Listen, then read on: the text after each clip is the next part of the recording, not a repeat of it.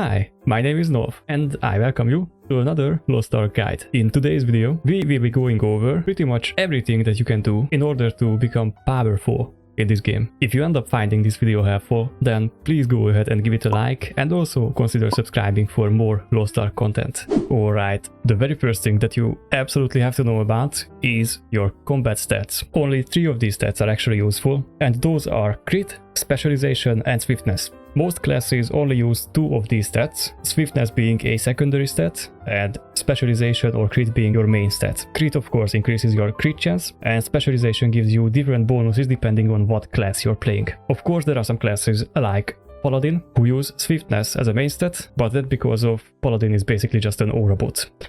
No offense, I also play a Paladin. The way you can optimize your combat stats is basically just picking the right jewelry. Your jewelry drops from daily and weekly content, and you can also buy jewelry from the auction house from other players. But be aware that starting from tier 2, you will also need to pay peons as an extra currency, so keep that in mind. This is a currency that you can buy from the cash shop, and it's also often given away as a event reward. Also, there is one other way to increase your combat stats, and that is by using the crystalline aura and your pet effects. If you scroll down here, in the crystalline aura, you can see that you can use pet functions while the crystalline aura lasts. The crystalline aura you can also buy from the cash shop for blue crystals. And of course you can buy blue crystals for gold through the currency exchange right here. Once you have the crystalline aura, you can access your pet's effects, and as you can see, this guy actually gives me plus 5% maximum health and plus 10% crit chance, which is not a flat increase to my crit chance by 10%, but it actually increases my crit stat by 10%. And I can show you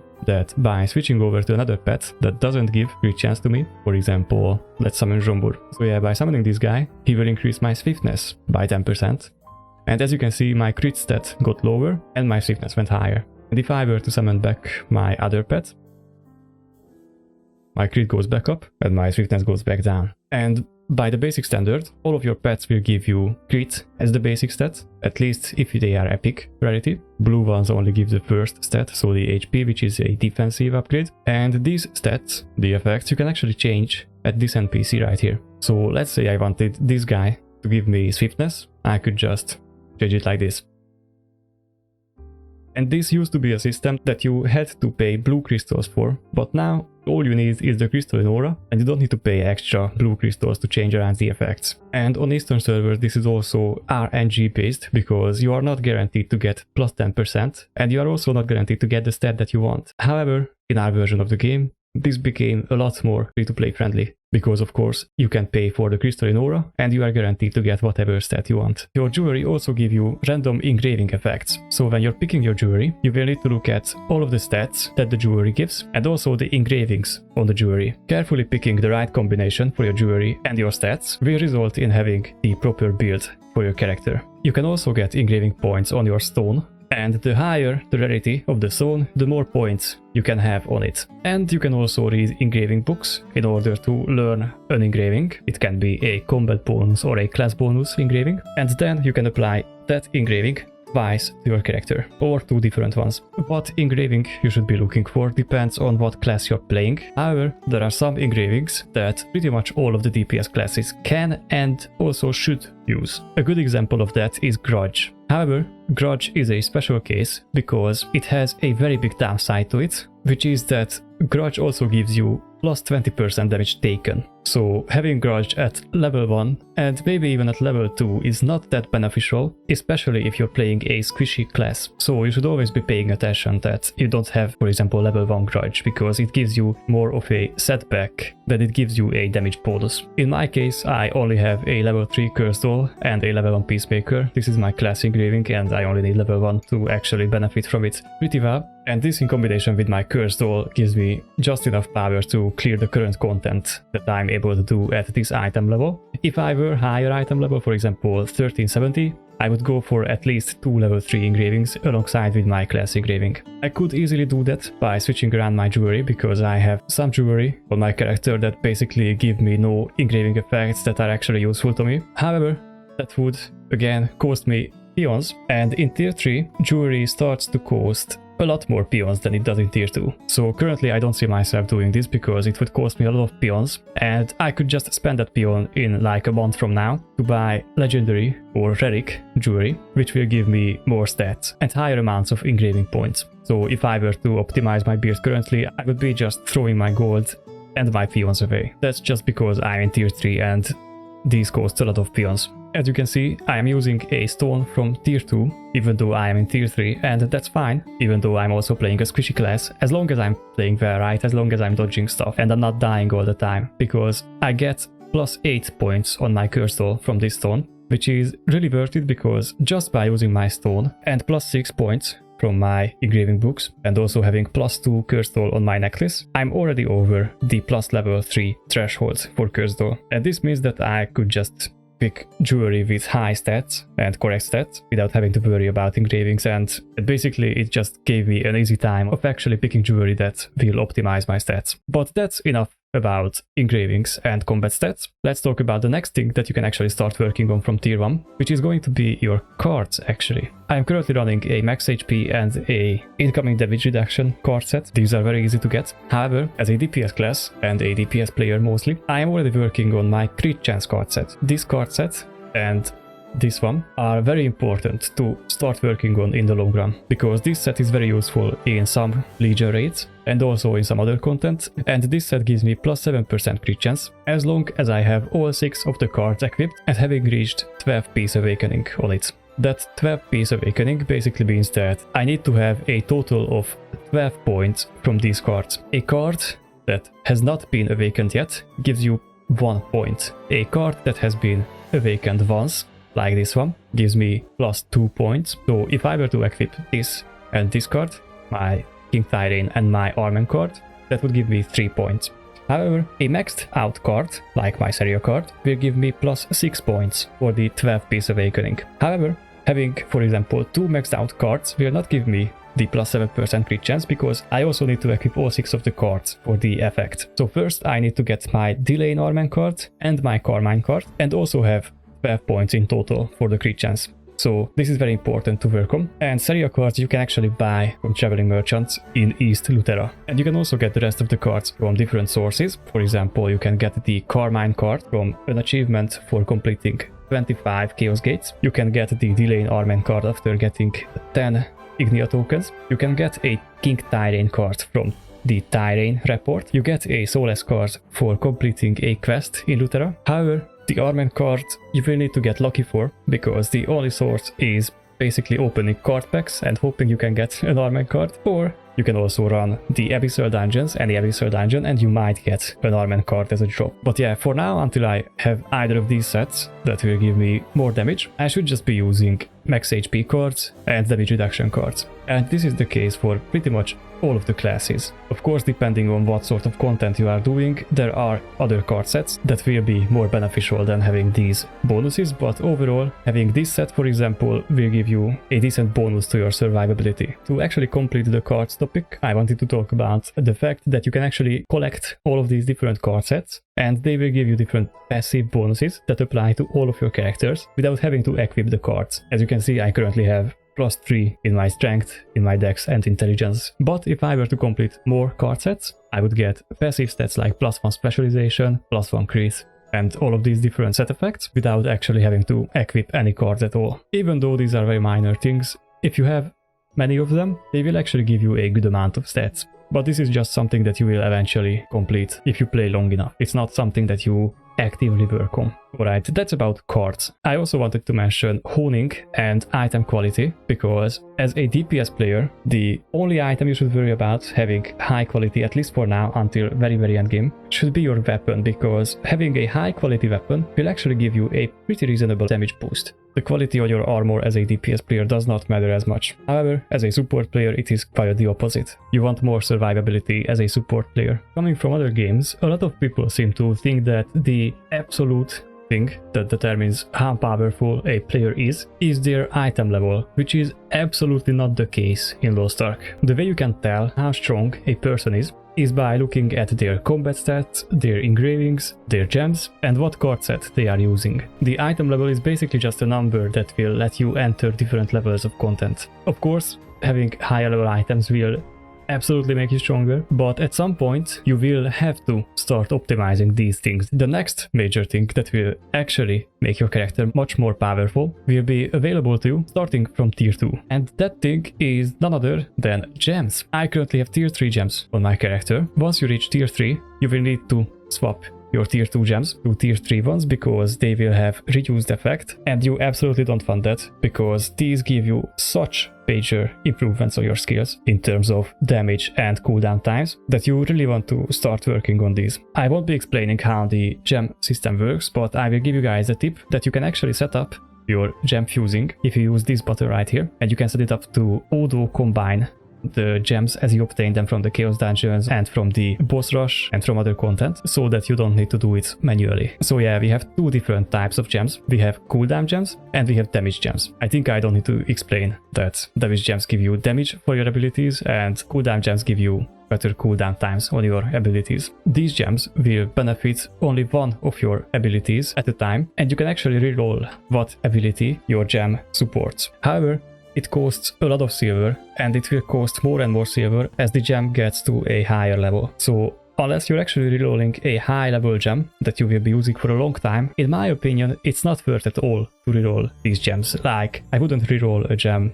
under level 5 because it can take a lot of rerolling and the silver cost will slowly add up, making you lose all of your silver in the blink of an eye. And that's why you want to pick a gem that you will be using for a long time, like a level 5 or a level 6 or a level 7 one, and roll it to one of your main damage dealing abilities, because that's actually worth your silver. If you want to save some silver, then I actually have a pretty good tip for you guys. One thing that you can do is, for example, set your fusing to level 4 and only equip your level 4 gems that support an ability that you actually use. And when you get 3 gems that support abilities that you are not using, then you can combine those 3 to get a level 5 gem that might support one of your skills. And using this method, you can slowly replace all of the level 3 gems with a level 4 one that you can actually use without having to spend any silver at all. But of course, in the future, you will have to use some silver to actually reroll high level gems. And you can also buy these gems from the auction house. However, as you can see, they start getting pretty high in price for higher level ones.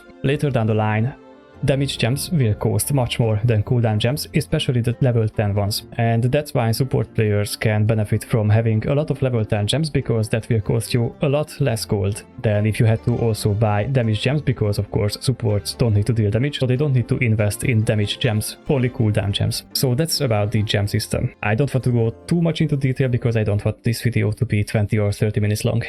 Another absolutely fundamental thing that you have to get right is your skill setup. Having a proper skill setup is crucial if you want to deal optimal DPS, and of course also if you want to properly support the DPS players. If you have absolutely no idea on how to set up your skills, then one thing that you can do is use this recommended button at the bottom of the combat skills tab, and you can select what sort of content you're looking to clear. Like, let's say I want to clear Chaos Dungeons, and currently this is the most popular build for Gunslinger for clearing Chaos Dungeons, and I can just tick whatever ability I want to have these tripods for. And if I also have the runes, I'm pretty sure it will also set that up, and then you can just press this button and it will set your skills up with these tripods. This is a good starting point. However, currently this is not so well optimized for all of the classes. Like, for example, for Chaos Dungeons, in my opinion, sharpshooters should have the freezing tripod, but that's just preferential. However, I highly prefer using the freezing tripod. There are many different sites that you can actually take a look at for different builds. I personally prefer looking at Loava, the Korean leaderboard, because there you can see basically everything about their character, all of their stats, all of their skill setups, all of their runes, all of their engravings, and you can just use that as a reference for what you should be going for. But there are many different sites with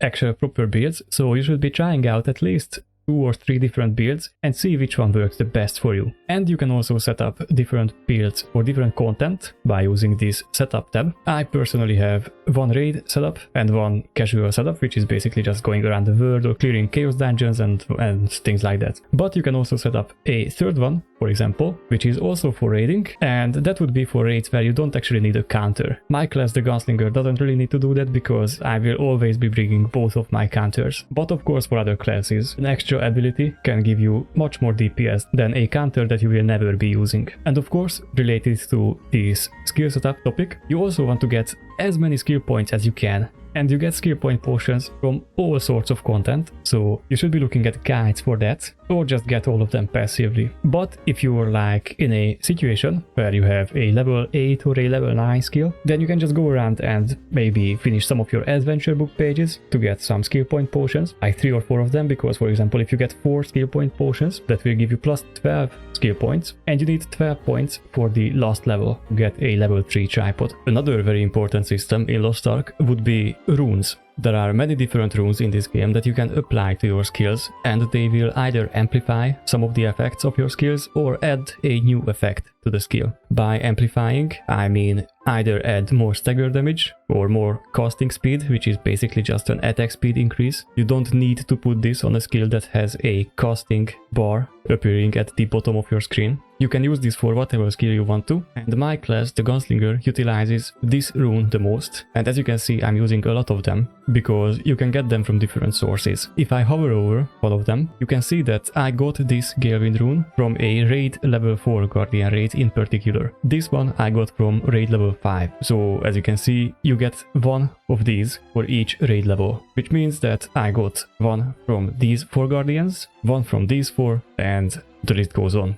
From raid level 6, when it gets released, maybe in a month or two, you will be able to get a legendary Galewind rune. You cannot get one from each of the Guardians, only one from each raid level. And this also goes for each and every other type of rune. You can only get one rune from one source. But there are some runes that drop from different sources, and those you can get multiple ones of, but only once from each source. Most builds that you will be looking at, especially if you're looking at builds on the Korean leaderboard on the website called loava.com, you will see what runes have been applied to the player's skills. So you can either copy it or you can take it as a reference for what you should be going for. Of course, you don't have to follow the meta. Don't do that if you don't find whatever build you're copying fun, because at the end of the day, what really matters is that you're having fun. And there's a lot of cases when you don't have to go for the meta build in order to be able to complete the sort of content that you're going for. A good example for that would be Striker. Most top Korean players go for the Death Blow build, which is, in my opinion, a lot more boring than the Esoteric Flurry, the other class engraving build. And because of that, unless I actually become a meta slave, I will just keep playing Esoteric Flurry, because it actually made Striker much more fun for me to play than when I was playing it with Death Blow.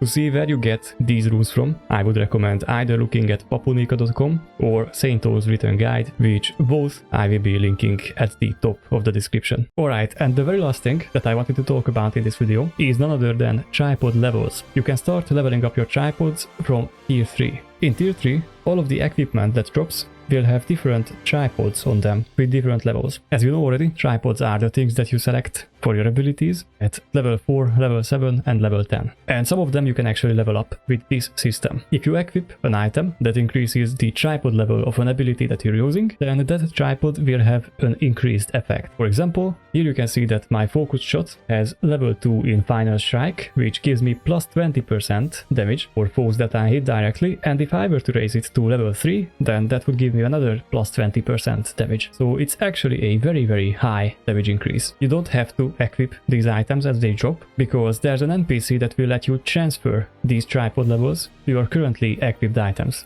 For level 1 tripods, you have a 100% success chance for transferring. However, at level 2, you only have 30%. And as you go further and further, up to level 4, you will have much lower chances of succeeding with the transfer. To double the odds of successfully transferring a tripod level to different gear, you can use this item called Founder of Sage, and you will have double the chance of successfully transferring. Here I will show you an example. You should always be trying to use these tripod levels on abilities that you use in raids, because that's the most challenging content. And if, for example, you have a level 1 tripod and you dropped one with the same tripod for level 2, then you should try to replace that in hopes of succeeding. I was not successful. This little marker tells me that I have this tripod on one of my items, and it's actually here, so I can try again, but I'm just unlucky. Yeah, so as you can see, I am not lucky, and you can actually avoid having to get lucky with this system, at least to some extent, using the tripod inventory. This system lets you save an item's tripod levels, but you can only save it in its corresponding slot. So let's say that, where here you can see in my helmet I actually have these level 2 tripods, and I can just save it in my tripod inventory. And if I were to replace this helmet with, let's say, the next rarity one, of course I would lose these tripod levels, but then I can just transfer this back on my next helmet from here with 100% success rate. You also have more pages in here, so you can save multiple sets of tripod levels. And as I told you, these tripod levels actually give you a major damage increase, especially on your main DPS abilities. This is one of the most important systems in the game, so you absolutely want to start working on this as soon as you can. Also, starting from on level 1 Chaos Dungeons, you start getting tethered items. These are legendary rarity, and these items you can't equip. These are only for tripod level transferring, and these items can have up to +3 tripod levels. And later on, when we get southward, we will have another tier of relic items that can have up to +4, I believe. You might have noticed already that I have these little markers at the top right corner of my items icons. What these icons mean is that the item has tripod level increases for abilities that I have marked in my skills menu. The way you do that is by, of course, opening your skills menu, going to settings from this button, and you select a skill that you want a tripod's level to increase. After having marked a tripod, whenever an item drops with the tripod that you have marked, it will have the marker at its icon's top right corner, and you will also get a notification when an item with a marked tripod drops. Taking just a few minutes to mark all of the tripods that you're using will make sorting out items dropped from Chaos Dungeons much easier. And with that, we pretty much went over everything that you can actually do in this game to become more powerful than you currently are. But at some point you will run out of things that you can currently do for your character to become more powerful. And at that point, all you can do is try to improve your gameplay and become a better player, get more experience at content that you're currently stuck on, because as time goes on, there will be more and more time in between updates, but for now, we should be expecting a new Legion raid and new raids all the time, like in every month or so. So currently, it's kind of important if you want to keep up with all the players to have a good understanding of these systems, and I hope I was able to clear some things up, because I still see a lot of people with not correct engraving setups and having all sorts of combat stats all over the place. So this video was basically just a shout out that there's a lot of things in this game that you can do to actually become incredibly powerful. I really hope that you found this video helpful, and if you did, please give it a like. It helps me so much, and I also really appreciate it. I recently uploaded a video about 3 mandatory PvE mechanics in Lost Ark. If you don't know about this or you haven't seen the video, then make sure to look at it, because they are actually mandatory and really important to learn in the long run. With all that said, thank you guys very much for watching, and I will see you all next time.